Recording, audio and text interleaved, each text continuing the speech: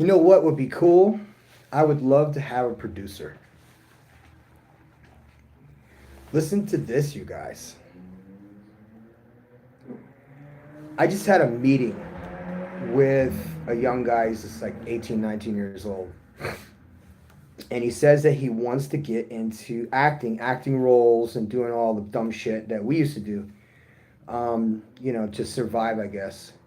Now, if you guys have never done any kind of acting or singing or done any kind of performing, it's like you become a person. You become the amplified version of yourself. What I love about singing and getting up on stage and just doing my thing is that people do not care how good or bad you are. They care that you are putting out that energy to them. And it is a very peaceful, it's a love feeling that you get when you're singing for people. I get to the point, I'm going to tell you guys this. I don't know if you guys knew this or not. Part of, if you have any kind of brain damage at all, I don't care if it's, hereditary or you got hit in the fucking head or if you got concussions or whatever, is that we're strangely talented in other areas, because when this part of your brain gets smashed and you no longer have use of, something that you're used to. Okay, so it took me years to learn how to smile. Like I looked like I was in pain all the time. People assumed that, I don't know. I look serious. That's just my face. It's the way it is. So I'm really blessed in regards to, finding miracles and having miracles come true. Now, I got to tell you that I've had some stuff come up lately, and this is spooky for me because I'm not walking around threatening people or making trouble for people. What I tend to do, and this is, how it goes sometimes, is that I absolutely refuse to be disrespected. And I'm confrontational, but in a way that it's not like MC Hammer terrifying. That would be badass, but more like, think of, if none of you have ever done jiu-jitsu before, none of you guys have ever trained, and you just went and rolled with a white belt. Just went and rolled with a white belt for your first time after you did warm-ups and all this shit. A white belt with a couple of weeks has enough knowledge to twist you up like a fucking pretzel, and you'll have no ability to get up. Not any ability to lift this person off of you. You'll have no ability to move. You'll feel claustrophobic like you've never felt before in your life. You'll feel hot. You feel trapped. You are stuck. And see, the thing is, when you're a big dude, I was jacked as fuck, you guys. This is like yoked. They called me Diesel. I was like always rolling with a guy, and this is a cool guy too. This was at American Top Team, I think. No, it was actually at the original or the second school they had, and they always put me up against this guy named Delvis. It was like his name was Elvis with a D, and Delvis was almost 400 pounds. When Alpha Male, okay, listen, just so you guys know, Alpha Male Strategies back, I don't know when, he made a very good point that stuck with me. And he said that you 400 pounds, there's a reason, I don't give a fuck how much money you got, you're 400 pounds. And he goes, and what you should probably not do is try and fuck around with girls right now. Instead, go to the gym and start losing weight. And if you need to, you get a trainer, you hire that motherfucker and have him, put you through it, because you got to suffer in order to live longer. If you want to live longer, like the longest you'll possibly live, according to your genealogy, your genetics and so on, is if you live to like 70 years old. Okay, I don't know what the average lifespan is in your country or where you are. But your average lifespan, for example, for a North American person, let's just say 75 to be nice. What that means is that that person has worked their whole life up until they were given a retirement or whatever, or they, worked end to end, here and there. And then when they hit 65, they get Social Security. Well, if the average lifespan is 70 to 75 years old, now, guys, don't quote me on this. I don't know if that's true, okay? If you want to look it up, you could tell me what the average lifespan is. But I'm telling you that we have found ways to get around this shit. And I'm reversing my age like that guy is. But I'm not a millionaire like that guy is. No, he's a billionaire. Well, whatever. I'm neither, and it's okay because I'm going to learn everything there is to learn. And I have learned over the years because weirdest scientists in the world are bodybuilders. I know we get dismissed as being stupid because a lot of us are fucking idiots. All of us are autistic retards to begin with, so it doesn't really matter. You're going to learn more about science and biology and chemistry and pharmacology and supplementology and whatever, especially with nutrition now, because now you got to be real careful what you eat in the States because it causes inflammation. If it has any kind of, like the base, if you go and look at a package of anything that's wrapped in plastic and you go, let's say ho-hos. Are ho-hos still a thing? I don't know.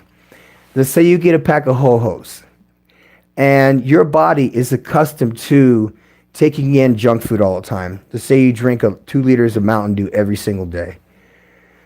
That causes the liver to either stop producing bile or producing too much. If you have excessive amounts of toxic chemicals rolling through your body, your kidneys, when you shut down, okay? Someone who explained this to me said that when you have kidney failure, it's pain like they have never known, but it's also a lack of oxygen, and you can't breathe, you can't see straight. A lot of times people pass out, you're dizzy as fuck, you fall down, and it's crazy. So these are like serious organs that these bodybuilders for years that are abusing tren and abusing, like Anadrol are dropping at like 40 something years old. Now, I don't know how I dodged this bullet. Okay, you all guys know my history. I'm very upfront and very transparent about my steroid use back in the day. I was on the Latin American bodybuilding circuit for IFBB. I was on my way to becoming a pro bodybuilder. And I'm sober by the grace of God, 22 years. I haven't had a drink since the 19th of March, 2002. I take that date seriously, and I left a life behind, you guys, that sucked. And when I came to Latin America, I was able to start over again, you know what I mean? Just not having anything to hide from, but having been so psychologically fucked up for so long, and not being able to, to afford to live in the States because of the cost of living, you know what I mean? Because I wanted to go to South Florida, have my daughter around me and have her, get to know me, because she doesn't know me at all, because I've been alienated from her. And it's odd because, we're a group of special people. And I was saying that as in people who tune into my channel and talk to me, because they know that I'm not right. And they know that I've gone through some shit. But what makes this fun for me is that it's better than therapy, because this is I'm more open and honest with you than I am with my own family members, because they're impossible to talk to. And I find that guys who come from broken homes can really relate to me and say, yeah, and here's how I got past this. I still fucking have problems with this and this and this. But you know what? I started doing the sauna treatments at the, whatever the fuck it's called, in Tequisquiapan, and it's a sweat lodge. And every weekend They have these hot rocks that they cook on a fire, and they're glowing red hot, guys. They're glowing red hot rocks. They're river rocks, and they put them into the middle of this circle inside of this dome brick thing, and it has a door, and they top it off. They close it up. You go inside this thing. Now you're sitting, okay? You're sitting inside this dome, and it's about 100, maybe 110 degrees. So it's really hot, and you're inside basically like a giant pizza oven. But while you're in this pizza oven, the shaman, which is my buddy, he's a good dude, he also has brain damage. He was in a coma in the Congo. Yeah, no, you know what? Yeah, he was in the Congo. He was in a coma in the Congo, and when he came to, his life, his career, everything was over. Everything that he had of value was messed up, and he was, he needed help. So he and I have been helping. He has been helping the ladies that are all part of that whole community of hippies and all that stuff. These are women that have hair under their arms and stuff, so they're not really attractive. And it seems that they're all traveling in pairs together. So I would just I know they got their issues, I have mine. And I'm nobody to judge, your sin against mine, because I'm playing this game, you guys, that I cannot maintain the same testimony as I've been holding on to for these years. It's because it's no longer about how much I drank or anything. It's more of the ripple effect of those waves that I caused for years on other people. And that casts a shadow on me for the rest of my life. Not that I killed anybody. I never even got a DUI. It's just the fact that when I drank, I was Dr. Jekyll and Mr. Hyde. There was no question about it, because I come from a long line of alcoholics. But I come to find out during this time, after I had stopped drinking the hard way, is that just like kids with ADHD, these are reversible. And you can avoid them because our genetics and our metabolites and those things that we are able to metabolize safely or unsafely depends on our genealogy, and it depends on our DNA. If our bodies do not, for example, there are some people in this world that have allergies, which means they're born and there is a receptor in the body that does not accept that food as something that is good. Instead, it recognizes that as being something toxic, and so the body has a response to it, an allergic response, and it could be hives, or it could be, throat closes up. And so you realize at that point that you're not normal. If you're allergic to, let's say, tomatoes, and if you eat tomatoes, your throat closes up, guaranteed that if anybody invites you to eat, that you're 100% guaranteed going to tell them in advance, hey, listen, I'll eat everything except tomatoes because, God forbid. Now, I did have a friend, his name was Phil, and Phil was 80-something years old, and he had 50 years of sobriety. Now, Phil said, I loved Phil. Phil was a cool dude. He had a northern Philly accent, but he had a very, a businessman version of that Philly accent. And he said that when he was a boy, his grandmother made eggplant. And he said that the minute that he took the first bite, he had to be hospitalized, because he had an allergic reaction to it. And he says that after all these years of my 80-something years, he goes, I have yet once to have the temptation to go back and ever have eggplant again. Because it doesn't matter if it was 8 years old or if I'm 80 years old, in his mind, he is going to have an allergic reaction that might kill him or put him in a hospital. So he would know never to touch eggplant for as long as he lives, because he's taking the chance. He's like, you know what? Maybe maybe things are different. When I was 8 years old, I had the throat closed up. Grandma had to take me to the hospital. 80 years old, and he has an opportunity to eat eggplant again. Does he take that chance? Does he take that risk? Fuck no, he doesn't. Because he knows that the long-term consequences are going to fuck him up for way longer than the pleasure would have been to eat a piece of fried eggplant, which sounds great, by the way.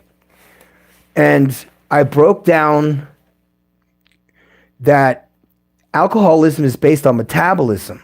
If your body doesn't metabolize alcohol, you're a fucking alcoholic, so you should not drink. The problem is that when alcoholics start drinking, they can't stop. And then they get hooked, and then they fucking end up in trouble.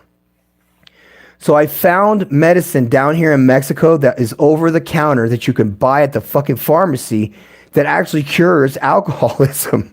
All the suffering and shit I did, years and years and years of AA meetings at 7 a.m. and never missed a fucking meeting. I didn't care if I was bleeding out my fucking eyeballs. I went to classes. And I needed to because I was a wild man. And living is weird. Something happens to us. Like some people can live normal lives, and if they want to go out to a bar after work and have a couple, they go home and they go to bed and they get up the next day and go to work. Alcoholics, like me, we will go out on a Thursday night dressed like I am right now and then return on Tuesday and in the gutter and maybe not wearing pants. So you see, alcoholics that drink don't do well. King Sigma in the house. He's breaking all the rules. Guys, I would love to bring some of y'all up. I'm going to tell you why. Can't do that shit. StreamYard. Okay, StreamYard has, I have the option to let people up. And so StreamYard's kind of like it's like the only game in town that's any worth a shit. And I don't want to I'm not a conformist in any fucking way. I'm sick of people that just get in line and stuff like that. I'm not that guy. I'm not that guy. Someone asked me, why is it that everything that you write is offensive? I'm like, well, it just depends on what you would define as offensive. I mean, think about it. In order for me to be effective in this world, I have to be different than somebody else.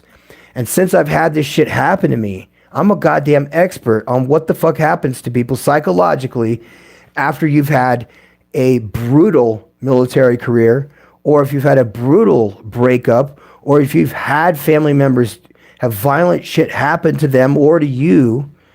These children are affected for the rest of their lives. And now I know that there are cures for these things. And no one wants to talk about it. No one wants to even acknowledge the fact that the same medicines that are available over the counter here in Mexico are illegal in the US, as in not available for prescription, by prescription. No, not at all. And it's the same is true down here. You would be very, very, very locally hard pressed to be able to go to a pharmacy and ask for painkillers.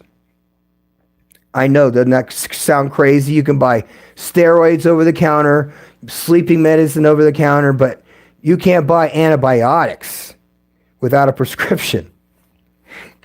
You can't buy antibiotics over the counter without a prescription in Mexico. You have to have a prescription.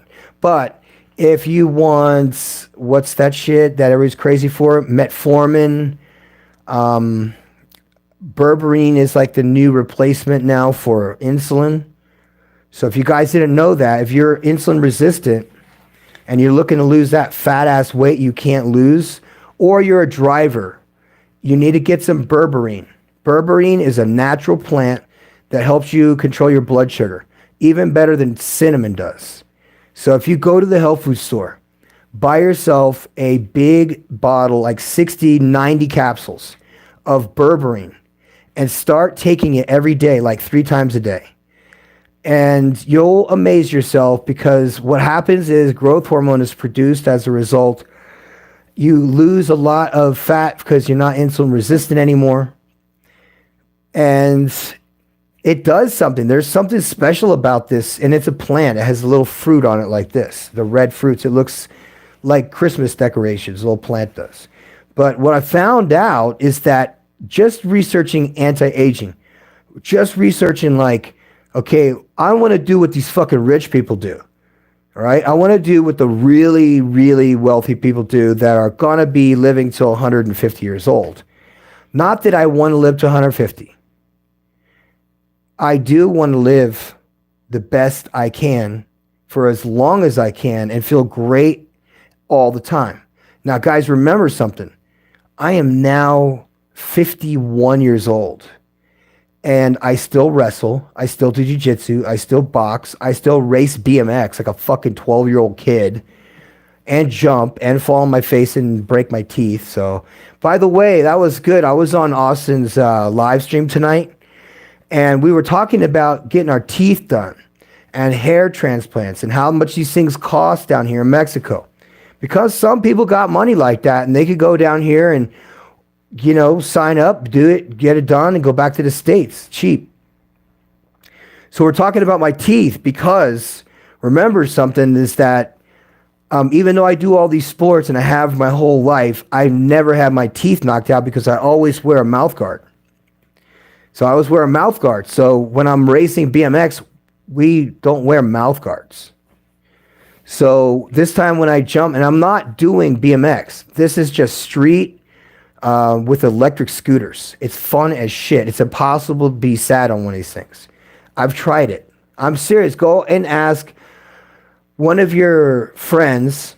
Okay, wait. Hold on a second. Explain this to me too, because now everybody's talking about, you know, electric bikes being gay. Does that mean the same thing as the rollerblades? Because now they're trying to make it, oh, they don't like this because you're not pedaling. I don't give a fuck, dude. Dude, all you got to do is ride. You know, you don't even have to get a bicycle. You can get like a little fucking, whatever that thing is called. What I got. And it has off-road tires. So I ride it in the desert. I ride through the woods. I have so much fun with that shit. No one is going to tell me, yeah, dude, those e-bikes are gay. I don't give a shit. Say whatever you want. The minute you get on one of these little scooter fucking things and it's going, 30 miles an hour, it's impossible to be sad on one of these things. I know. I've literally tried. I'm like I'm pushing it down. It's not working. I'm just, hey. So I had to get my teeth fixed. I crashed. That motherfucker came down on my face. Boom. I did my nose. I did my own nose, by the way. I put it back in place. It bled like a fucking you know what. Broke my lips, obviously smashed my lips up, but I didn't need to have stitches. That was the best part. I had no stitches. I was just, you know what I mean? But what weird thing happened is I've had this pain in my hip and in my knee, and it was killing me. It's like, dude, I don't know what the fuck happened. I turned 50 and then suddenly things start hurting. Nah, fuck that. So my hip is killing me. When I crashed and hit the ground and hit the pavement, when I hit that cement, I think what happened, it pushed my fucking neck all the way back like this. And it made my legs almost touch my head. So my feet were literally flipped around. When I hit the ground, I mean, my assistant was watching me when I crashed that motherfucker.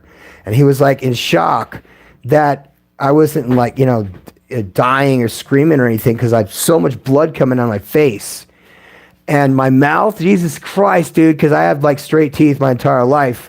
So now I'm taking that step because, listen, if you can improve one thing about yourself every single day, and that one thing, it rotates. So you're always changing. You're always finding better ways to live because it's always better. Listen, if you don't have any money and you want to buy stuff that's new, do what I do. You guys know every single thing that I have that's here came out of a junkyard. I mean, look at the chicken bus, you guys. You guys know when that thing went up and we were doing the swap, that thing looked like it came out of the bottom of the fucking ocean. So you and I know that anything can be fixed. It's not a matter of fucking throwing it away. We come from a society that says, if it gets slightly old, throw it away. The cool thing about Mexico, and you guys may not know this, a lot of the old cars from the 60s and the 50s and the 40s are here. And they don't have any rust because it's dry down here. It's like Arizona. And you could pick up some of these antique hot rod cars or 1950s, you know, with the fins and 60s or whatever. Or dune buggies or off-road shit. Because every bit of the stuff that's nice and it looks like it came from the United States is because it did come from the United States. Something I discovered a long time ago. This place is definitely the biggest black market yard sale in the world. I've never seen in all of my years. It's like a time capsule has been dug up and someone rinsed it off with a hose, threw it on the ground, and is asking for 50 pesos for stuff that looked like was scooped out of a sewer. Stuff that is so broken and fucked up. And it seems to me like, okay, pawn shops, for example, here. Pawn shops, I love pawn shops. I don't know. What do you guys think? Do you guys like pawn shops? Do you like going into pawn shops and buying stuff? Or do you like pawning things and, you know, making ends meet? Because I love going to pawn shops and just looking at other people's old shit. And just, if here in Mexico, if you go to a pawn shop, it's almost 100% guaranteed that whatever you buy is going to be broken. It's going to be not working, in non-working order at all, as in non-op, as in throw it in the trash, because they couldn't fix it. And they'll put a Band-Aid on shit. No kidding. They'll put a Band-Aid on shit. Hold up. What is this going on out here? So, okay, I'm going to flip the camera around for you guys to see outside. All right? Let's see. How are we doing, guys? Okay, because we might catch a drunk driver tonight. And if you guys see that the drunk drivers drive pretty fucking bad, you have never seen a drunk driver go on two wheels around a corner and then not be able to put it, I mean, like not being able to turn the wheel hard enough to go around the corner after he just jumped it and went. This street right here, there were 30 men the week or so before I moved here fighting out in this street. This all used to be dirt road, just so you know. All this shit, we fixed all this stuff, you guys. So any of you guys that get mad because we're down here having a good time, trying to live our good life, and this used to be all graffiti. I'm going to post a picture of what this house used to look like before we fixed it. By the way, do not say that we're gentrifying, because my friend Raul is Mexican. He bought this house for $30,000. He put about $2,000 in just cement, fixing the sides. They opened up a little taco place here. This road right here is full of people in the morning buying her tacos and her bone broth every single day. About gentrification, who are trying their best. That's what's going on here. Okay, now I'll say, look over here, fancy pants. That's my little patrol car. But you see this wall right here? This wall used to be covered in graffiti. This little house right here is owned by the lady and her son, who was one of my students. And they don't have a lot of money. They are blessed by the best. They make the best tacos. I mean, the best, like any kind of food. This lady was going to be our chef, but she's so expensive. I was like, nah, I can't have a private chef because I'm not balling like that. And the foundation isn't exactly a fucking gold mine of money-making things. So whatever. But at least we put the effort in. Now, see down here, you guys, this is a 1969 Mexican Chevy, okay? And it's called a Ramirez. Hey, what's up? It's called a Ramirez from 1969. Yeah. Damn, you guys. Damn. So this bus was made in Monterrey, Mexico. It's known for two things. They have a pickup truck. If you've never seen one before, I've never seen one before. I've never heard of this brand, but apparently there was a bit of a competition between International. Okay, you guys have heard of the International Scout. An International Scout is one of these old school pickup trucks, and they had like an SUV that was similar to a Land Rover. So they had these badass chassis. They were on everything at the time. They were on the Silverado once, but this one had a very heavy duty. They put in extra leaf springs that were extra thick, and the bus itself is called a Ramirez because that is the name of the designing engineer. And it was a small company out of Monterrey, Mexico, that would take these buses that came right off of the thing, and they would modify them to be shorter instead of the long buses for a municipality bus. So they were basically making short buses. Now, you and I would laugh, say, ha ha, silly. Now these things are major collector's items. As in, that bus that's out there could be like a food truck, but it's a classic. And because it's a fire truck, it's now an academy bus for the school.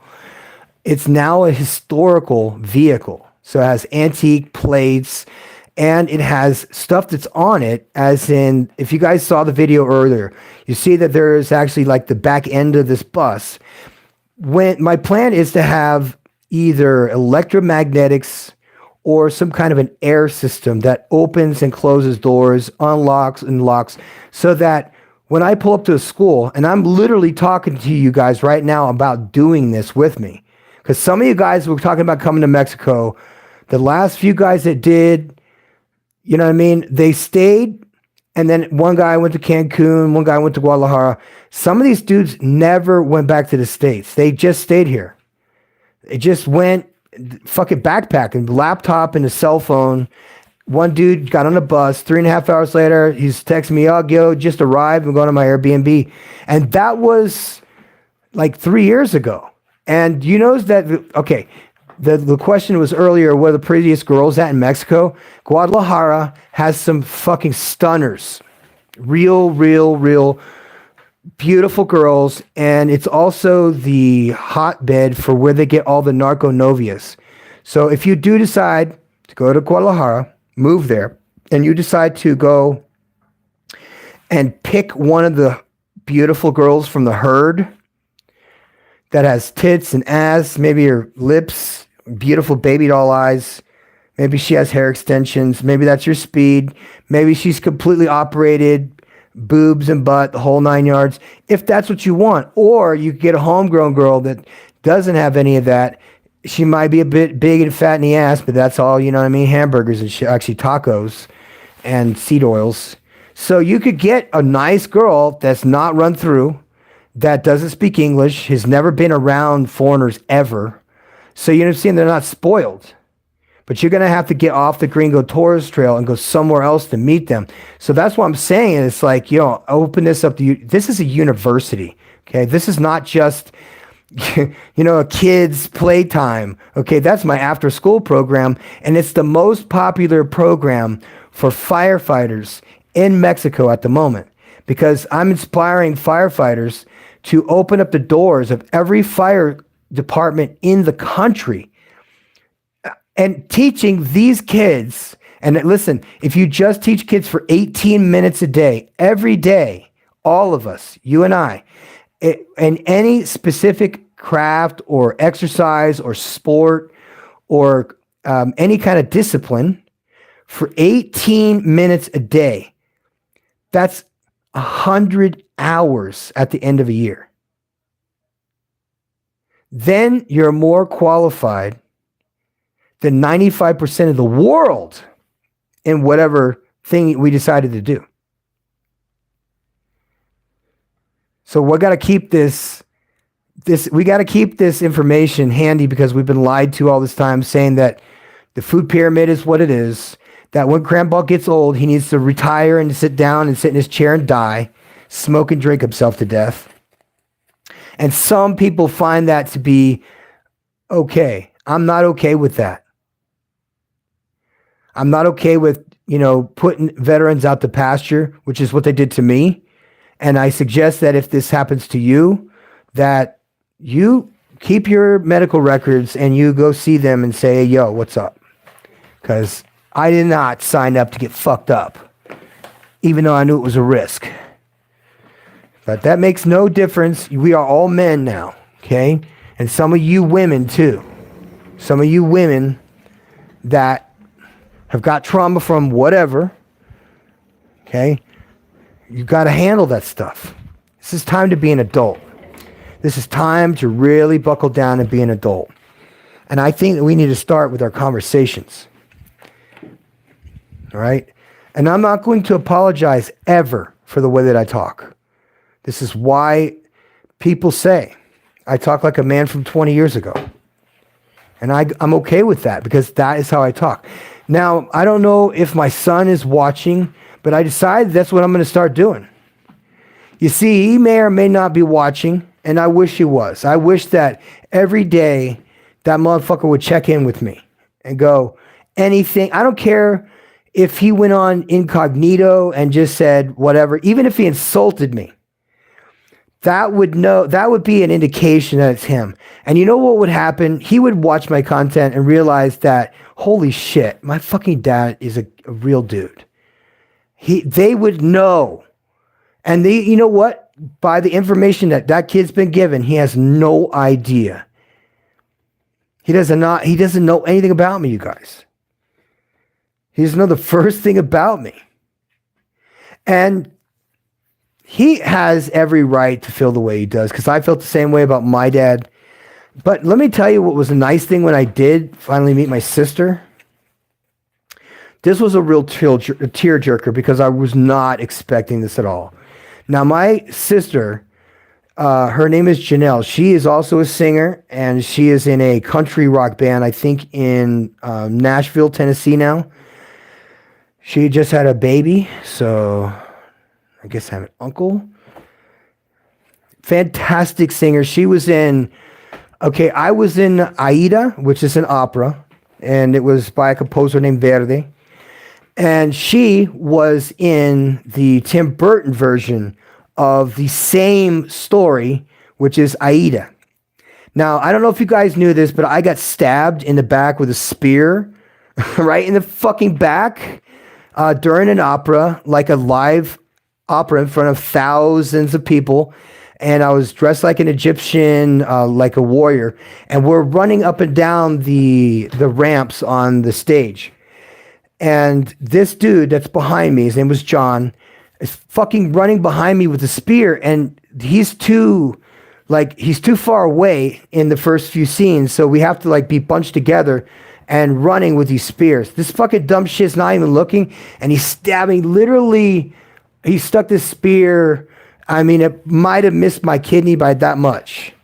That motherfucker stabbed me in the back, literally, with a spear on stage at, where the fuck were we? We were at the Kravis Center. Okay, it was a place called the Kravis Center. It was in West Palm Beach. Now, the Palm Beach Opera would bring in the biggest rock stars in the opera world. Now, my sister is not from the opera world. However, our uncle, Peter, he is a rock star in the opera world. Now, I know that you guys want to hear me sing, and I'm going to do it. I'm going to sing, and I'm going to play some guitar for you guys, because I think it's a little late. I think it's time for us to really go back to what we find fun. If you have lost your hobbies and you've lost yourself, you're going to lose your muscles and you're going to lose your girl. So I'm making this a requirement at this point. We're required to do this shit. It's no longer a question of if or when. It's just you need to have enough common sense at this point in the game to know that all this bullshit that's going on in the world, it needs to be compartmentalized because it's going away. There's no way that anybody can continue on the way things are going. So I'm saying that to every man that's listening, to improve your life, you need to start learning to use tools. And I mean tools that were from the Stone Age. Because if we go back to this fucking Stone Age, it's going to be very uncomfortable for a lot of people. Okay? And for anybody who has been through any kind of war, any kind of famine, any kind of, any kind of we have all been screwed. All of us, every one of us.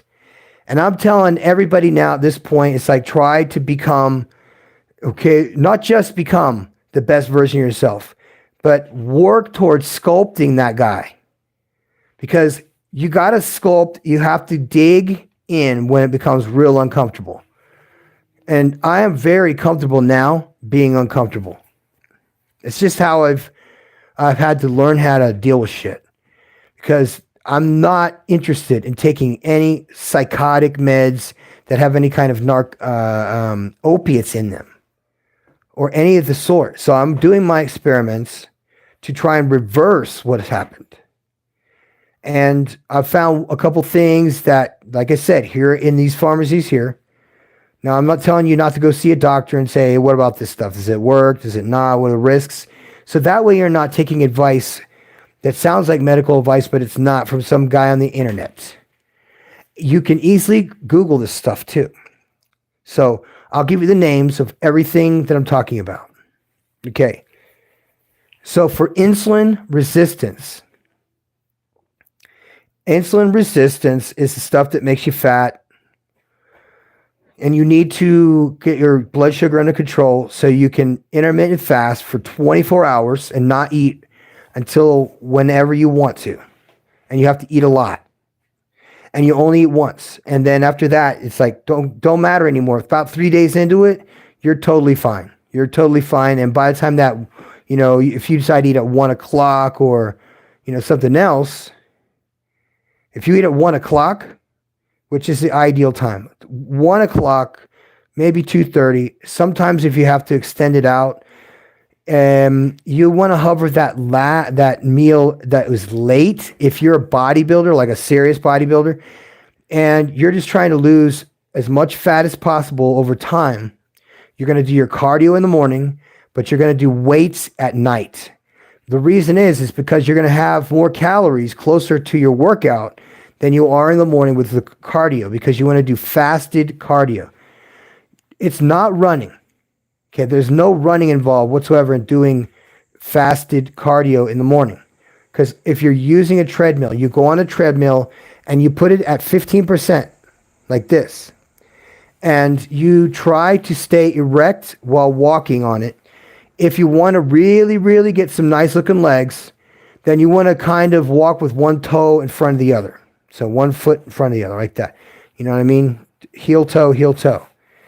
So get in there and do 40 minutes of cardio on a 15% incline. Once you're done, you go home. You do not go lift weights. You do not pass go collect $300. You want to schedule your food before you go to the gym in the afternoon if you're intermittent fasting, because you don't want to feel dizzy when you're working out. It does not feel good to work out hungry, but like I said, a little bit of intermittent fasting, you suddenly don't have a problem being hungry anymore. You can very, very easily drop body fat. You can actually supplement a lot of things for things that you thought were bad for you. Now you can use real butter. You can use beef tallow. These things all have, things that encourage stem cell production. So you're not like taking in stem cells. You're taking in something that is foreign for sure. It's like a spore, if you will. Like a mushroom will have spores. Yeah. So that is why we need to help each other. And I know some of you guys do not want to help anybody. And I don't blame you, because you and like me have been double crossed by a bunch of people. And it's not fun, and no one wants to hear it. No one wants to talk about it. But that is the biggest mistake we're making as people. We need to make fun of each other, but in a way that is encouraging, in a way that is bonding. Like fire departments are not trying to front on anybody else, but they also use each other's, they go back and forth. They copy each other's, moves and decision making.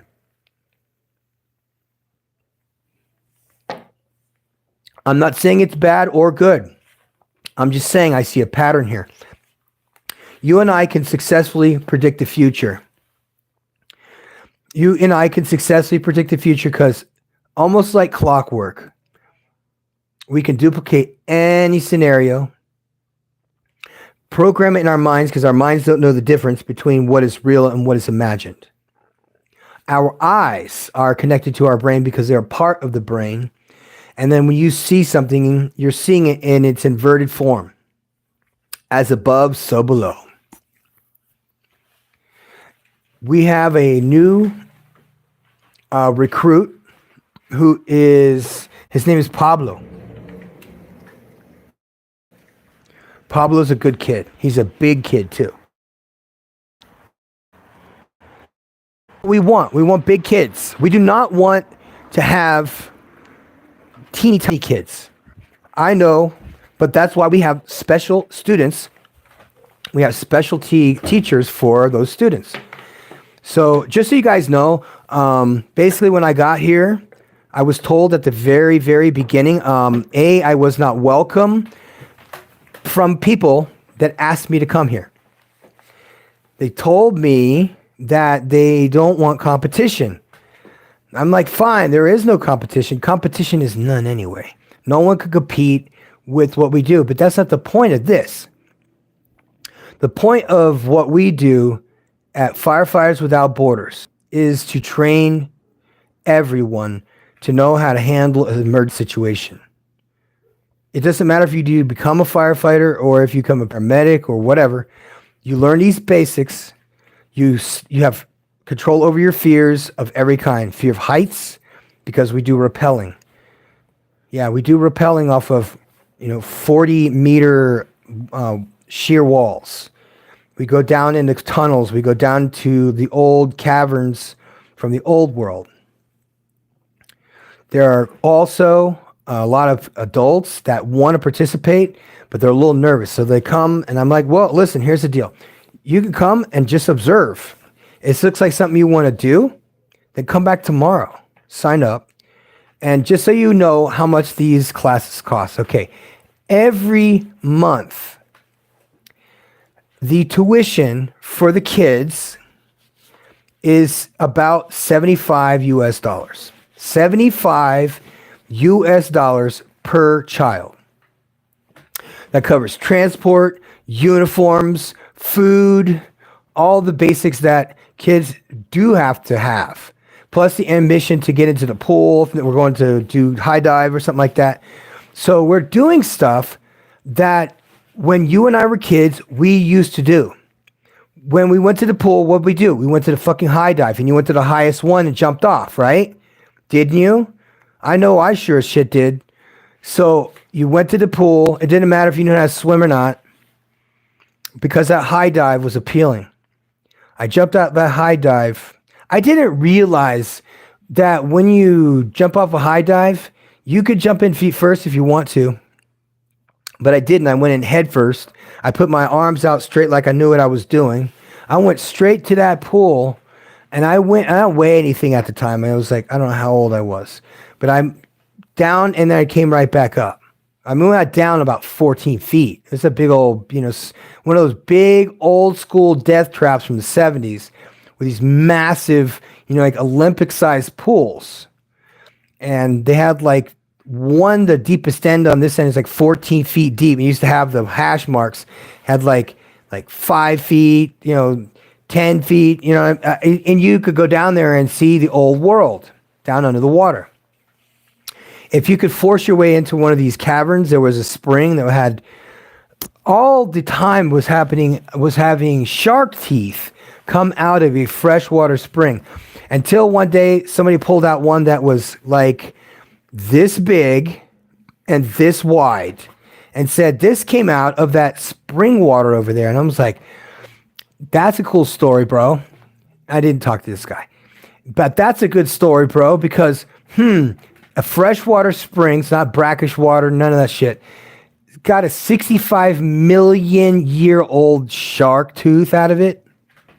That means that, one, there's a lie going on that says that saltwater, and I think what ended up happening, they did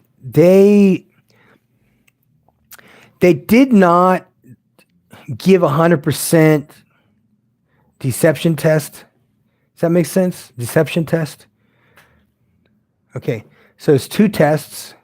Your girl gets that test, where you lock the door or whatever, and if she doesn't unlock the door or go to unlock the door when you come around, she's no good for you. Go there, take Joey Diaz's, take Joey Diaz's info. He says, fucking get out of here. He doesn't give a shit. We need to stop caring about what others think about us. Instead, we need to learn how to do things together, as friends. Because I always make this abundantly clear, because she and I went back and round about this stuff. I said, no, men and women would be hard pressed to ever have another time like this.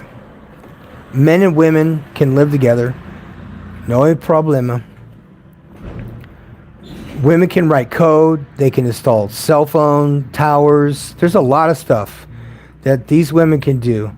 And I put a lot of faith into the electricians that are women, because I was stationed with a woman who was an electrician, one that was a plumber, one was an HVAC guy. And this girl hated mice. Hated rats, hated mice. But her boyfriend had a house that he did not clean himself, and every time she came over, which was not every day, she'd give him a little chupalita, and then she would go clean his entire house. And this went on for years. I never, questioned anything whatsoever. By the way, a guy's name was Larry. He was from, I want to say he was from Boca Raton, Florida, or Boynton Beach, Florida. That was where he was from. He was 6'6", 300 pounds. He looked like Brock Lesnar, except he didn't have tattoos.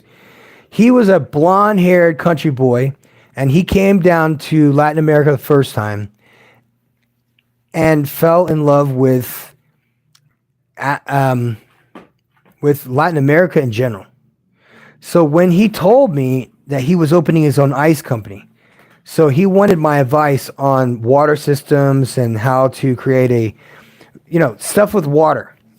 And he wanted to know where I could get an ice machine. He wanted me to find used ice machines for him to mail to his new home in Honduras. Larry was completely mystified by Honduras. And I felt so proud of him. It makes me feel proud when bros leave and they say, fuck this shit, I'm out. That makes me feel proud, because that's saying no and fuck you to the face is the ones that punished us for no reason. That is you know what I mean? It is a spin choke, rear naked, adios amigos. Game over. But I'll be afraid of one thing. That weirded me out. It's like I knew all these girls in the barrio. This is when I was in Colombia. I'm not talking about Mexico. So don't get mad at me, because I am not talking about Mexico. I'm talking about Colombia. It's that they exploit their own women and their children. And that's either physical or definitely emotional, because they all have those characteristics.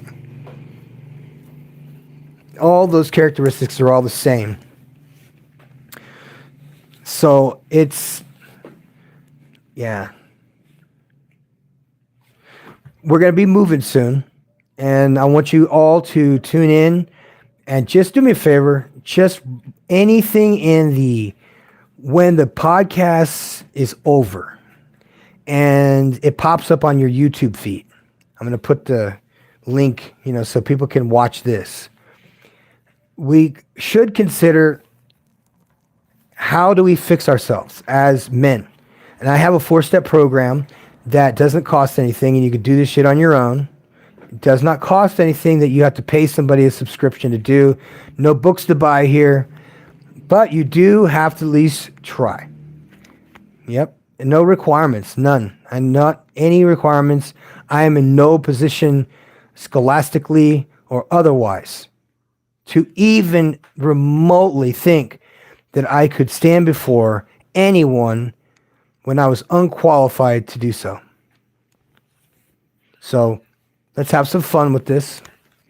And I call on my actor friends because they seem to be, very in tune with this style of the United States, the style of housing in the United States, the type of architecture and so on. And this has helped me tremendously because he sent crews, the architect sends crews, and to visualize, I'm doing columns that are, I want to say 8 or 10 inches in the square, but they're also 6 meters tall. How tall? It's 19 feet. That's how tall it is. So that would be the roof of the place. I cannot go any higher than that according to whoever said that. I don't know. And I hope you've enjoyed this, guys. If there's anything I missed, maybe I had misstepped, maybe I said something wrong, you can do me a favor and just write in the chat, in the comments, and I'll take a look at it and I'll make the adjustment. Follow me. I want to make the adjustment because, quite frankly, this is a lonely world for some of us. You could be completely surrounded by people and feel completely alone. And I cannot figure out why. Just can't. Because we have good programs and we would have like a campaign against us just to be a campaign against us to say negative shit in WhatsApp chats. Not that it matters to me because one of my students in the morning, his name is Arturo, and we have this one spot that we exercise every day. And I'm watching them transform, you know what I mean? I'm seeing them, their muscles are hardening up. They're losing a lot of fat. They start taking their wife out on dates and shit again. These guys are taking creatine. They're not taking any testosterone because a lot of them have kidney problems and heart problems. And their doctor, in spite of the fact that they eat junk food all the time, their doctor has told them, you've got to really be careful with this one. And he went into some other non-relevant predatorial rant about nothing. So that's the kind of world that I believe that our parents or grandparents created in order to circulate air and electricity and lights and stuff like that. So it's all good, and everyone has been wonderful. Everyone has been so nice here. Such a surprise. Everyone has been so sweet and so caring.